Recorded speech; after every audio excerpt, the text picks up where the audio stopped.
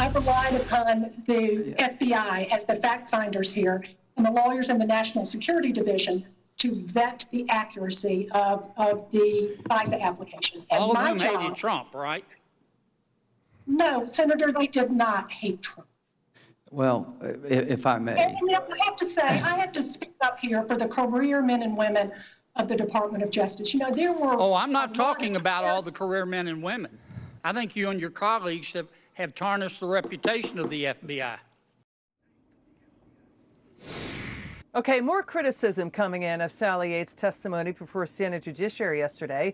The president did tweet about Sally Yates, saying it's not possible that Sally Yates, the number two person at the Justice Department, did not know what was going on at the FBI and the abuses of the FISA process and more, given that Yates testified that former FBI Director James Comey, quote, went rogue in sending in FBI agents to the White House to go after General Michael Flynn.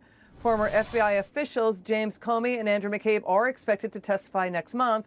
Let's welcome former Acting Director of National Intelligence, Rick Grenell, back to the show. Rick, it's great to have you back on, sir. Can you tell us what was your reaction when you heard Sally Yates' testimony yesterday? She's rejecting the notion there was anti-Trump political bias.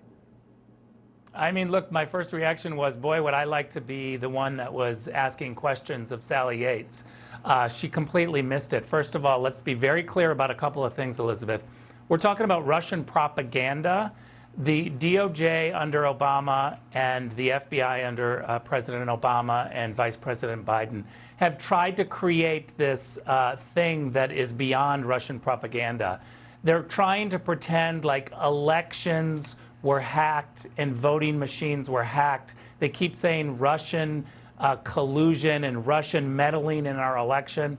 What Russia did is what Russia always does, which is push propaganda largely, if not exclusively, on our social media. And this was about policy issues, not just about candidates. And so we need to be clear that this is about Russian propaganda. Getting to Sally Yates, I have to say, what she got away with yesterday was not being pinned down on the idea that all of the action on General Flynn increased when Donald Trump became the president. During this time that we call the peaceful transition of power, we had a peaceful transition from Bush to Obama. We did not have a peaceful transition of power from Obama to Trump. And the reason why is because Vice President Biden, President Trump, and National Security Advisor Susan Rice began to pick up this strategy to go after the Trump administration and the Trump administration officials during the time where they should have been handing over files to say, hey, let's coordinate this policy. Let's have a peaceful transition. But instead, they act like General Flynn was doing secret phone calls with the Russians. He was the incoming national security advisor. Of course he's talking to the Russian ambassador. It just so happens that when he's talking to the Russian ambassador, the Russians are concerned about a UN vote. And what does General Flynn say? We have one government at a time.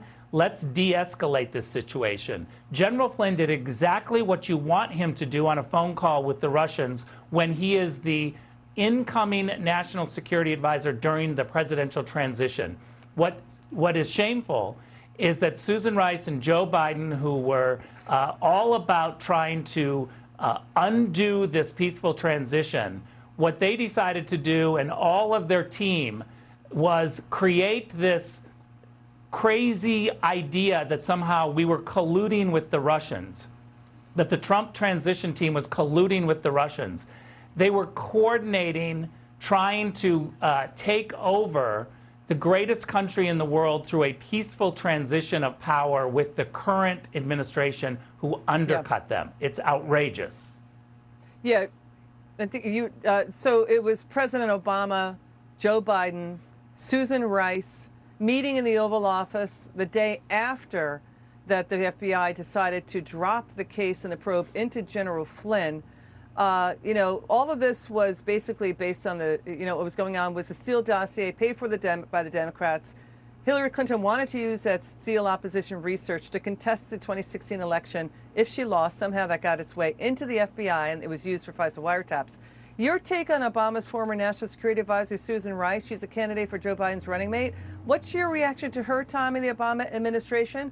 Was the Obama team, in your estimation, only focused on stopping Russian meddling? Look, Susan Rice's career can be summed up by spying and lying. She was somebody who created an email to herself at 12:15 on the inauguration day. President Trump had just become president. She was sitting in the White House, and she emailed herself thinking that she was going to make some sort of email for the records to say, we did everything by the book. But what she failed to recognize is that she was sitting in that chair, and she emailed at 12:15 when President Trump had just taken the oath at noon. So her email to herself was actually written during the Trump presidency. This is what the records show. These are what the facts show. It's outrageous that reporters haven't reported this, even though they've seen this. So I also ask you this, Elizabeth. Why in January of 2016, weeks before President Trump takes over as president and weeks before the inauguration, did Vice President Joe Biden request an unmasking of the Russian Flynn phone call? All of this is known. He knew exactly who that was before he even asked for the unmasking, but he did it anyway, and then it was leaked to the media. This is really a problem when your government weaponizes the intelligence agencies against their opponents. Well, here's the thing. Very scary. Here's the other thing that's going on. The Obama administration abuses, are they worse than we realize? Because there's stories coming in that there was use of NSA raw data on U.S. citizens given to outside FBI contractors. And now a nonprofit privacy group is saying, wait a second, it looks like 48 current and former members of the House and Senate were unmasked starting in 2008 through the Obama administration. Rick, is this worse than we realize, Obama administration potential abuses here? Look, I think transparency is really important. I'm not suggesting that all unmasking is evil. Sometimes it's important to be done, but this unmasking that I declassified was done during the transition, when we should have had a peaceful transition of power. Instead, we had a strategy to bring down the Trump administration before they even started. Rick Grenell, great to have you on, sir. Thank you so much. Thank you.